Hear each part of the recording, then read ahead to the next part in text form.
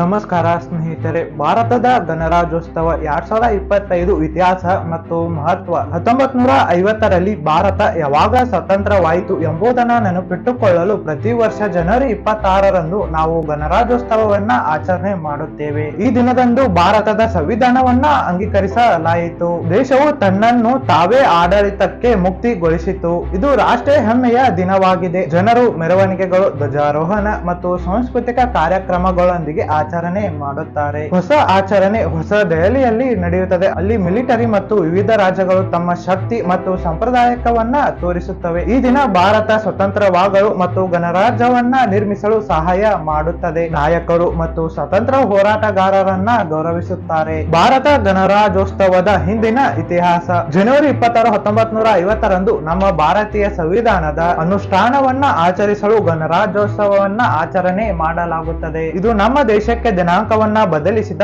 ಭಾರತ ಸರ್ಕಾರದ ಕಾಯ್ದೆಯನ್ನ ಬದಲಿಸಿತು. ಭಾರತವು ಆಗಸ್ಟ್ 15, 1947ರಂದು ಸ್ವತಂತ್ರವನ್ನ ಗಳಿಸಿತು. ಆದರೆ ಅಲ್ಲಿಯವರೆಗೆ ಭಾರತವು ತನ್ನದೇ ಆದ ಯಾವುದೇ ಸಂವಿಧಾನದಿಂದ ವಂಚಿತವಾಗಿತ್ತು. ಬದಲಿಗೆ ಕಾನೂನುಗಳು ಪ್ರಮುಖವಾಗಿ ಭಾರತ ಸರ್ಕಾರದ ಕಾಯ್ದೆ 1935 ಅನುಸರಿಸಿದೆ. ನಂತರ ಆಗಸ್ಟ್ 29, 1947ರಂದು ನಮ್ಮ ದೇಶ ಸ್ವತಂತ್ರವಾದ ಸಂವಿಧಾನವನ್ನ ರಚಿಸಲು ಡಾಕ್ಟರ್ BR ಅಂಬೇಡ್ಕರ್ ಅವರ ನೇತೃತ್ವದ ಕುರುಡು ಸಮಿತಿಯ ಅಧ್ಯಕ್ಷರಾಗಿ ನಿರ್ಮಿಸಲು ನಿರ್ಣಯವನ್ನ ಅಂಗೀಕರಿಸಲಾಯಿತು. ನಮ್ಮ ಭಾರತೀಯ ಸಂವಿಧಾನದ ಅಡಿಯಲ್ಲಿ ಮಾರ್ಗಸೂಚಿಗಳನ್ನ ಒಕ್ಕೂಡಿಸಲು ಸುಮಾರು 2 ವರ್ಷ ಮತ್ತು 11 ತಿಂಗಳುಗಳನ್ನ ತೆಗೆದುಕೊಂಡಿತು. ಅಂತಿಮವಾಗಿ ಜನವರಿ 26, 1950ರಂದು ನಮ್ಮ ಭಾರತ ಸಂವಿಧಾನವು ಜಾರಿಗೆ ಬಂದಿತು. 1930ರಲ್ಲಿ ದಿನಾಂಕವನ್ನ ಜನವರಿ 26 ಅನ್ನು ಆಯ್ಕೆ ಮಾಡಲಾಯಿತು. ಪೂರ್ಣ ಸ್ವರಾಜ ಭಾರತೀಯ ಸ್ವಾತಂತ್ರ್ಯದ ಘೋಷಣೆಯನ್ನ ಭಾರತೀಯ ರಾಷ್ಟ್ರೀಯ ಕಾಂಗ್ರೆಸ್ ಸೂಚಿಸುತ್ತದೆ. ಆದ್ದರಿಂದ ಭಾರತವು ಬ್ರಿಟಿಷ್ ಆಳ್ವಿಕೆಯಿಂದ ಮುಕ್ತವಾದಾಗ ದೇಶವು ಸ್ವತಂತ್ರ ದಿನವನ್ನಾಗಿ ಆಚರಣೆ ಮಾಡಲು ಸ್ಟಾರ್ಟ್ ಮಾಡುತ್ತಾರೆ. ಆದ್ದರಿಂದ ಗಣರಾಜ್ಯೋತ್ಸವವು ಭಾರತೀಯ ಸಂವಿಧಾನದ ಸ್ಥಾಪನೆಯನ್ನ ಸೂಚಿಸುತ್ತದೆ. ಹಾಗಾದರೆ ಮೊದಲು ಗಣರಾಜ್ಯೋತ್ಸವವನ್ನ ಯಾವಾಗ ಆಚರಣೆ ಮಾಡಲಾಯಿತು ಎಂಬುದನ್ನ ನೀವು ಕೇಳಿದರೆ ಉತ್ತರ ಜನವರಿ 26, 1950. ಭಾರತದ ಗಣರಾಜ್ಯೋತ್ಸವದ ಮಹತ್ವ. ಭಾರತದ ಗಣರಾಜ್ಯೋತ್ಸವವು ಬಹಳ ಮಹತ್ವವಾಗಿದೆ, ಏಕೆಂದರೆ ಇದು 1950ರಲ್ಲಿ ಭಾರತದ ಗಣರಾಜ್ಯೋತ್ಸವ ದಿನವನ್ನ ಗುರುತಿಸುತ್ತದೆ. ಈ ದಿನದಂದು ಭಾರತೀಯ ಸಂವಿಧಾನವು ಜಾರಿಗೆ ಬಂದಿತು. ಇದು ದೇಶಕ್ಕೆ ತನ್ನದೇ ಆದ ಕಾನೂನು ಮತ್ತು ಹಕ್ಕುಗಳನ್ನ ನೀಡುತ್ತದೆ. ವಸಾಹತುಶಾಹಿಯಿಂದ ಮುಕ್ತ ಮತ್ತು ಸ್ವತಂತ್ರ ರಾಷ್ಟ್ರದೆಡೆಗೆ ಭಾರತದ ಪಯಣವನ್ನ ಇದು ತೋರುತ್ತದೆ. ಗಣರಾಜ್ಯೋತ್ಸವವು ನಮ್ಮ ನಾಯಕರು ಮತ್ತು ಸ್ವತಂತ್ರ ಹೋರಾಟಗಾರರ ಶ್ರಮ ಮತ್ತು ಅವರ ತ್ಯಾಗವನ್ನ ನೆನಪಿಸಿಕೊಡುತ್ತದೆ. ಇದು ಪ್ರಜಾಪ್ರಭುತ್ವ, ಸಮಾನತೆ ಮತ್ತು ನಮ್ಮ ಸಂವಿಧಾನ ನಿಂತಿರುವ ಮೌಲ್ಯಗಳನ್ನ ಆಚರಿಸುವ ದಿನವಾಗಿದೆ. ಪ್ರತಿಯೊಬ್ಬ ನಾಗರಿಕರಿಗೆ ಹಕ್ಕು ಇದೆ ಮತ್ತು ಸ್ವತಂತ್ರವಿದೆ ಎಂದು ಇದು ಖಚಿತಪಡಿಸುತ್ತದೆ. ಪ್ರತಿ ಜವಾಬ್ದಾರಿಯುತ ನಾಗರಿಕರಾಗಿ ಅಭಿವೃದ್ಧಿ ಹೊಂದಿರುವ ನಮ್ಮ ಪ್ರೀತಿಯ ಸಂಗಾತಿಗಳಿಗೆ ನಾವು 2025ರ ಗಣರಾಜ್ಯೋತ್ಸವ ಶುಭಾಶಯಗಳನ್ನ ಹಂಚಿಕೊಳ್ಳುತ್ತೇವೆ. ಗಣರಾಜ್ಯೋತ್ಸವವನ್ನ ಏಕೆ ಆಚರಣೆ ಮಾಡಲಾಗುತ್ತದೆ ಎಂಬುದನ್ನ ನೀವು ತಿಳಿಯಲು ಬಯಸುವಿರಾ? ಭಾರತ ಗಣರಾಜ್ಯವಾದ ದಿನವನ್ನ ಗೌರವಿಸಲು ಗಣರಾಜ್ಯೋತ್ಸವವನ್ನ ನಾವು ಆಚರಣೆ ಮಾಡುತ್ತೇವೆ. ಜನವರಿ 26,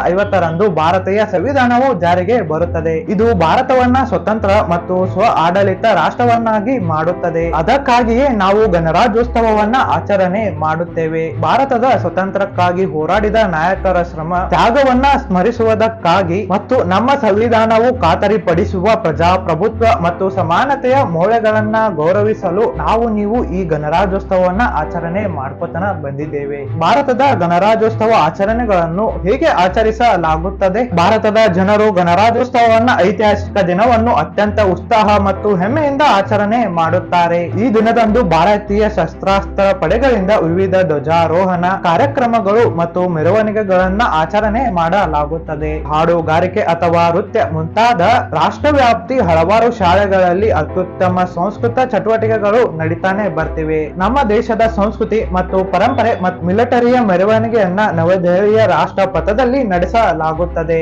ರಕ್ಷಣಾ ಸಚಿವಾಲಯವು ದೆಹಲಿಯ ಗಣರಾಜ್ಯೋತ್ಸವ ಪರೇಡ್ ಅನ್ನು ದೇಶಕ್ಕಾಗಿ ತಮ್ಮ ಪ್ರಾಣವನ್ನ ಕಳೆದುಕೊಂಡ ಹುತಾತ್ಮರಿಗೆ ಗೌರವವನ್ನ ಸಲ್ಲಿಸಲು ವಿಜೇತರಿಗೆ ಶೌರ್ಯ ಪ್ರಶಸ್ತಿಯನ್ನ ನೀಡುತ್ತಾರೆ. ಭಾರತೀಯ ವಾಯುಪಡೆಯು ಸಾಹಸಮಯ ಬೈಕ್ ರೈಡಿಂಗ್ ಮತ್ತು ವೈಮಾನಿಕ ಪ್ರದರ್ಶನಗಳೊಂದಿಗೆ ಈ ಇವೆಂಟ್ ಅಂತ್ಯಗೊಳ್ಳುತ್ತದೆ. ಭಾರತೀಯ ಗಣರಾಜ್ಯೋತ್ಸವ ಪರೇಡ್. ಗಣರಾಜ್ಯೋತ್ಸವ ಪರೇಡ್ ಭಾರತದ ಗಣರಾಜ್ಯೋತ್ಸವವನ್ನು ಆಚರಿಸಲು ಪ್ರತಿ ವರ್ಷ ಜನವರಿ 26ರಂದು ನವದೆಹಲಿಯಲ್ಲಿ ನಡೆಯುವ ಒಂದು ದೊಡ್ಡ ಕಾರ್ಯಕ್ರಮವಾಗಿದೆ. ಇದು ಭಾರತ ಮಿಲಿಟರಿಯ ಶಕ್ತಿ, ಸಂಸ್ಕೃತ ವೈವಿಧ್ಯತೆ ಮತ್ತು ಸಾಧನೆಗಳನ್ನ ಪ್ರದರ್ಶಿಸುವ ಭವ್ಯ ಮೆರವಣಿಗೆ ಇದಾಗಿದೆ. ಮೆರವಣಿಗೆಯು ರಾಷ್ಟ್ರಪಥನದಲ್ಲಿ ಪ್ರಾರಂಭವಾಗುತ್ತದೆ ಆರಂಭವಾಗುತ್ತದೆ. ಭಾರತದ ಅಧ್ಯಕ್ಷರು ಕಾರ್ಯಕ್ರಮಗಳನ್ನ ಮುಂದೆ ನಡೆಸುತ್ತಾರೆ. ಸೈನ್ಯವು ತನ್ನ ಶಕ್ತಿಯನ್ನ ಮೆರವಣಿಗೆಯ ಬ್ಯಾಂಡ್ಗಳು, ಟ್ಯಾಂಕ್ಗಳು ಮತ್ತು ಸೈನಿಕರೊಂದಿಗೆ ಪ್ರದರ್ಶನವನ್ನ ನೀಡುತ್ತಾರೆ. ವಿವಿಧ ರಾಜ್ಯಗಳು ತಮ್ಮ ಸಾಂಪ್ರದಾಯಿಕ ನೃತ್ಯ, ವೇಷಭೂಷಣಗಳು ಮತ್ತು ವರ್ಣರಂಜಿತಗಳನ್ನ ಪ್ರಸ್ತುತ ಪಡಿಸುತ್ತಾರೆ ಮತ್ತು ಇಡೀ ರಾಷ್ಟ್ರಕ್ಕೆ ಹೆಮ್ಮೆಯ ಕ್ಷಣವಾಗಿದೆ. ಇದು ಭಾರತದ ಪ್ರಗತಿಯನ್ನ ನೆನಪಿಟ್ಟುಕೊಳ್ಳುವ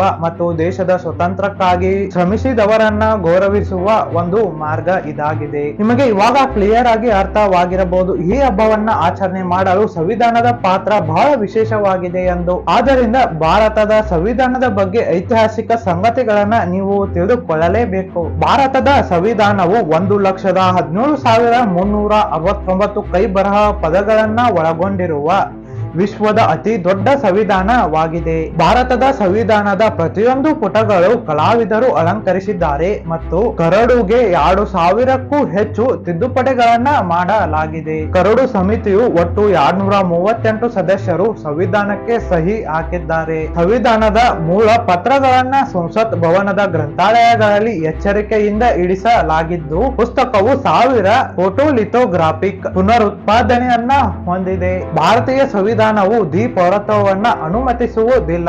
ಈ ಸಂವಿಧಾನವನ್ನ ಬರೆಯಲು ಸುಮಾರು 4 ವರ್ಷಗಳು ಬೇಕಾಯಿತು. ನಮ್ಮ ಸಂವಿಧಾನದಲ್ಲಿ ಬರೆದ ಮೂಲಭೂತ ಹಕ್ಕುಗಳನ್ನು ಅಮೆರಿಕಾದ ಸಂವಿಧಾನದಿಂದ ಅಳವಡಿಸಲಾಗಿದೆ. USSR ಪಂಚವಾರ್ಷಿಕ ಯೋಜನೆಯ ಪರಿಕಲ್ಪನೆಯನ್ನ ಪ್ರೇರೇಪಿಸಿತು. ಸಂವಿಧಾನದ ರಚನೆಗೆ ಹೋದ ಪ್ರಯತ್ನಗಳನ್ನ ಜನರಿಗೆ ನೆನಪಿಸಲು ಭಾರತೀಯ ಗಣರಾಜ್ಯೋತ್ಸವವು ಭಾರತೀಯ ಸಂವಿಧಾನದ ಸ್ಥಾಪನೆ ಮತ್ತು ಅಂಗೀಕರಣವನ್ನ ಆಚರಿಸುತ್ತದೆ. ಈ ದಿನವು ದೇಶದಲ್ಲಿ ಕಾನೂನು ಮತ್ತು ಸುವ್ಯವಸ್ಥೆಯ ಮಹತ್ವವನ್ನ ಒತ್ತಿ ಹೇಳುತ್ತದೆ. ನಾಯಕರ ವ್ಯವಸ್ಥೆ ಇಲ್ಲದೆ ದೇಶವು ಬದುಕಲು, ಸಾಧನೆ ಮಾಡಲು ಅಥವಾ ಏನನ್ನಾದರೂ ಸಾಧಿಸಲು ಸಾಧ್ಯವಿಲ್ಲ ಎಂಬುದನ್ನ ಇದು ನಮಗೆ ನೆನಪಿಸುತ್ತದೆ. ಇಲ್ಲಿವರೆಗೂ ಯಾರೆಲ್ಲ ನನ್ನ ವಿಡಿಯೋ ನೋಡಿದರ ತುಂಬ ಹೃದಯದ ಧನ್ಯವಾದಗಳು. ನಿಮಗೆ ಈ ವಿಡಿಯೋ ಇಷ್ಟವಾದರೆ ಲೈಕ್ ಮಾಡಿ, ಶೇರ್ ಮಾಡಿ, ಜೊತೆಗೆ ಸಬ್ಸ್ಕ್ರೈಬ್ ಮಾಡೋದನ್ನ ಮರೆಯಬೇಡಿ. Thanks for watching. Take care. Bye bye.